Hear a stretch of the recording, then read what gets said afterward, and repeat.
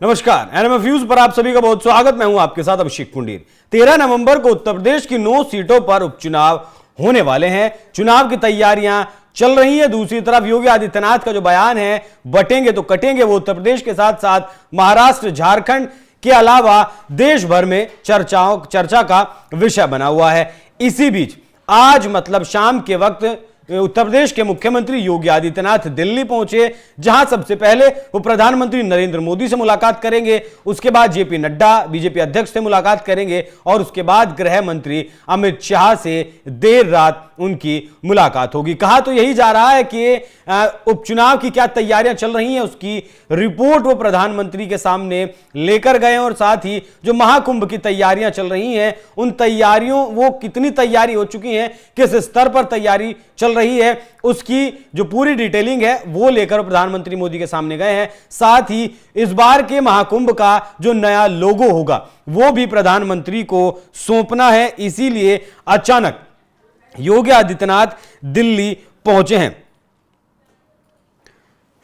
शाम 5 बजे प्रधानमंत्री मोदी के साथ मुलाकात होनी थी, इस तरीके की खबर निकलकर सामने आई थी, लेकिन वो मुलाकात अभी हुई या नहीं, इस बात की अभी किसी तरीके की कोई पुष्टि निकलकर सामने नहीं आई है। लेकिन यहां जो योगी आदित्यनाथ का नारा है, बटेंगे तो कटेंगे, उसकी भी गूंज लगातार सुनाई दे रही है और विपक्ष भी इस नारे को लेकर अब लगातार हमलावर है। एक तरफ जहां योगी आदित्यनाथ ने हरियाणा के विधानसभा चुनाव में प्रचार किया, जिन सीटों पर प्रचार किया उन सीटों पर बीजेपी को जीत हासिल हुई।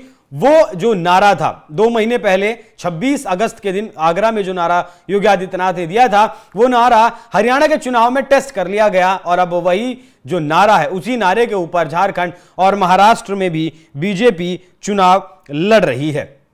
तो अब देखना यह है कि क्या इस नारे की वजह से योगी आदित्यनाथ को दिल्ली बुलाया गया है कि यह नारा जो अब पूरा जोर पकड़ रहा है, अपने चरम पर है, इस नारे को कमजोर किया जाए या फिर इस नारे को अभी ना बोला जाए। साथ ही साथ जेपी नड्डा से मुलाकात की जो बात है वो भी समझ से परे है कि आखिर जेपी नड्डा से मुलाकात क्यों हो रही है। साथ ही साथ गृह मंत्री अमित शाह के बारे में यह कहा जाता है योगी आदित्यनाथ और गृह मंत्री अमित शाह के बीच 36 का आंकड़ा है।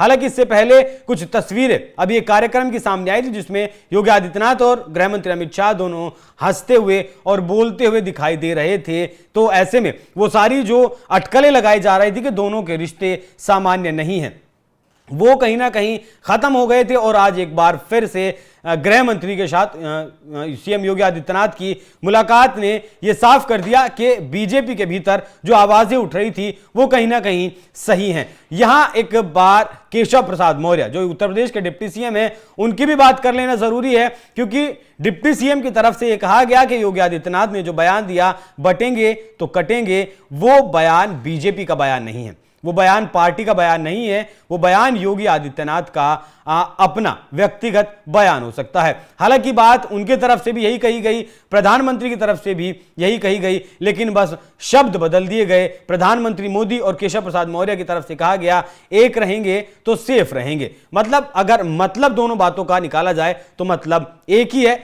लेकिन इन तीनों बड़े नेताओं के साथ मुलाकात के बाद क्या कुछ अचानक मुलाकात क्यों हुई है और इस मुलाकात के बाद क्या कुछ उत्तर प्रदेश की राजनीति में बदलाव आता है, क्या योगी आदित्यनाथ जिस तेवर के साथ, जिस क्लेवर के साथ चुनाव प्रचार कर रहे हैं धुआंधार तरीके से, उसमें कुछ गिरावट आती है या फिर जो नारा योगी आदित्यनाथ की तरफ से दिया गया उसके बारे में कुछ चर्चा तीनों बड़े नेताओं को योगी आदित्यनाथ के साथ करनी है। इस मुलाकात की तस्वीर जल्द ही साफ हो जाएगी। बाकी योगी आदित्यनाथ जिस तरीके से दिल्ली बीजेपी नेताओं से मिलने पहुंचे उस पर क्या है आपकी राय, कमेंट कर में जरूर बताएं। धन्यवाद।